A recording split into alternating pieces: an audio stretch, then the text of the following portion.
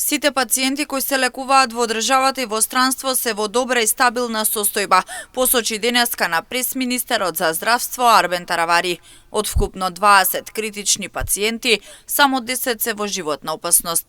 72 пациенти се лекуваат во државата, а 101 пациент во клиниките надвор од државата. Те пациенти што се лекуваат во државата и надвор од државата се во стабилна и добра состојба. Повеќето од нив се подобруваат.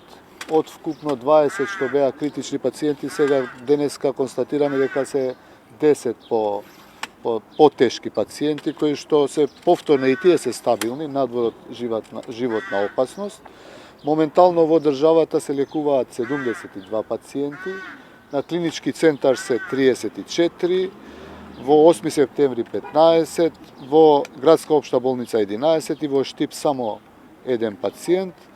По приватните болници се во Систина 7 и по Жан Митрев 4 пациенти, значи вкупно 72.